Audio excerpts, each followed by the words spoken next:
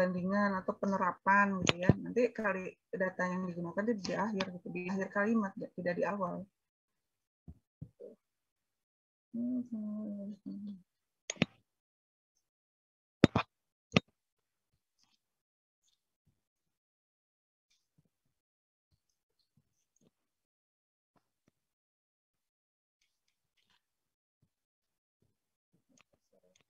Contoh yang lain misalnya begini.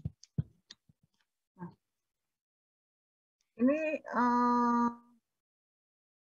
penerapan. Jadi dia menerapkan, ini mungkin orang Ilkom ya, saya nggak tahu apakah Ilkom ini master, dan ini untuk mahasiswa S2 nih, penelitian mahasiswa S2 di ITB tentang ini bidang kayaknya mungkin Ilkom, mungkin Ilkom.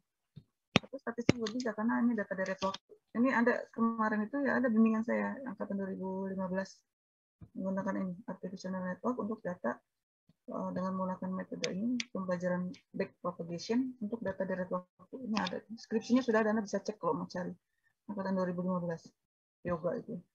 Jadi ini jelas, ini orang pasti paham, oh ini memang orang matematik ya. Artificial network itu memang komputer, tapi kan di situ banyak matematiknya, jadi it's okay gitu kalau depan di sini, dan jelas juga di belakangnya data dari waktu gitu.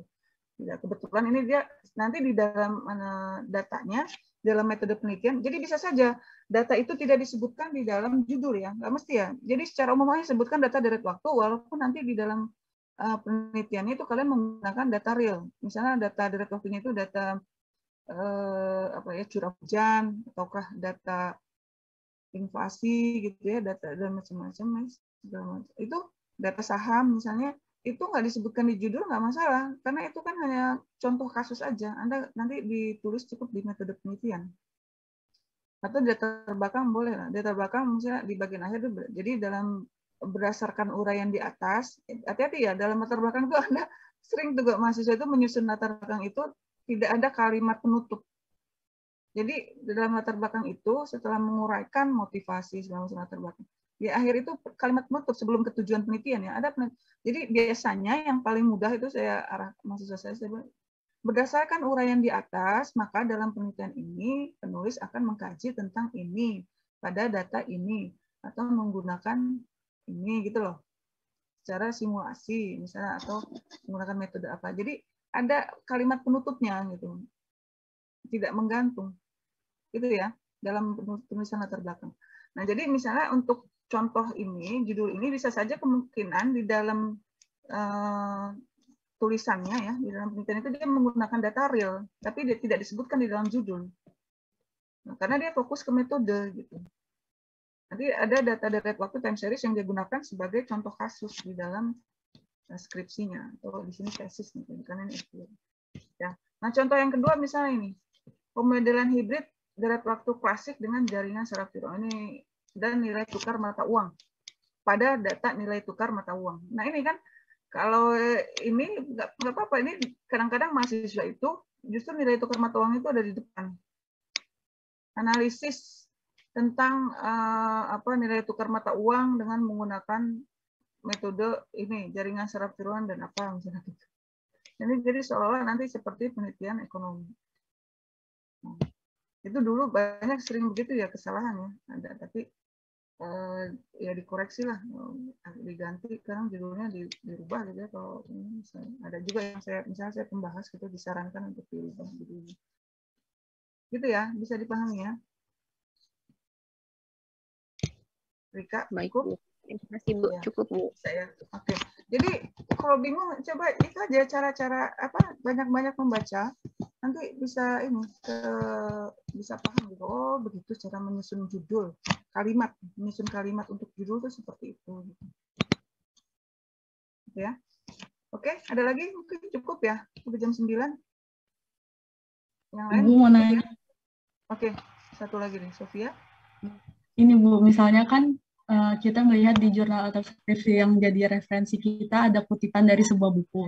Terus saya juga pengen mengutipnya dengan bahasa yang berbeda. Apa saya harus punya soft copy atau hard copy dari buku tersebut ya, Bu?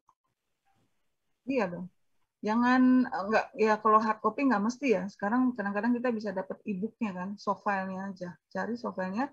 Jadi langsung ke referensi, menelusuri referensi awalnya gitu. Kalau kita ingin mensitasi berdasarkan referensi yang awal yang sama gitu yang dia gunakan, tapi kita ingin lebih dalam, kita apa sih tahu isinya, nanti siapa tahu mungkin ada yang hal-hal lain yang bisa disitasi gitu kan, makanya harus punya.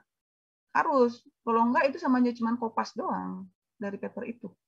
Dan apalagi kadang-kadang mahasiswa dia kopas ngikutin jurnal itu, tapi nggak ditulis, penulis jurnal itunya nggak disitasi gitu. Jadi seolah dia tuh langsung mendapatkan dari sumber aslinya yang disitasi oleh jurnal itu, oleh paper itu. Nah itu kan nggak fair kan, nggak fair itu.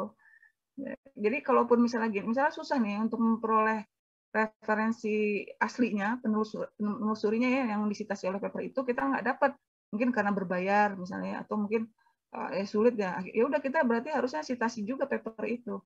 Jadi misalnya menurut ini dalam ini, menurut nama aslinya, referensi aslinya, misalnya siapa sih, misalnya judul ini lah, siapa sih namanya, saya lupa, itu yang sering disitasi di time series dia. Misalnya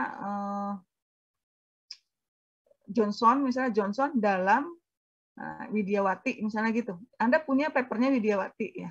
Nah, misalnya ya, orang Indonesia, paper bahasa Indonesia. Di dalam Widyawati dia mensitasi dari papernya Johnson. Tapi Anda nggak bisa, Anda cari di Google nggak ketemu, atau ketemu tapi harus berbayar misalnya gitu ya. Nah, itu cara mensitasinya itu tadi menurut Johnson dalam Widyawati tahun sekian gitu. Nanti yang ditulis dalam daftar pustaka cukup Widyawatinya saja, nggak masalah. Jadi yang ditulis tetap jurnalnya Widyawati itu ya, Bu? Iya, iya. Ya. Gitu. Itu Kasih, kan memang Bu. jadi referensi, ya. Gitu ya. Oke, cukup ya. Ini saya mau screenshot, coba kalian aktifkan kameranya. Saya mau melihat wajah-wajah kalian. Kita screenshot sebentar.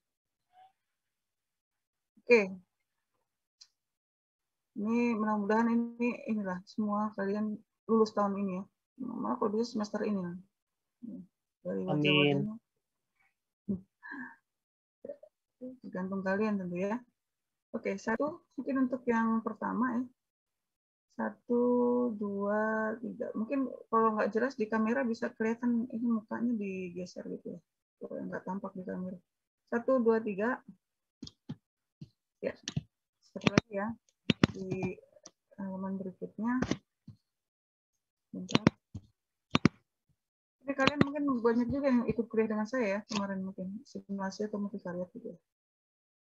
Oke, 1, 2, 3. Oke, ya terima kasih. Cukup ya, saya akhiri. Assalamualaikum warahmatullahi wabarakatuh. Waalaikumsalam warahmatullahi wabarakatuh. Terima kasih Bu. Terima kasih Bu. Terima kasih Bu. Ya, Terima kasih ya Bu.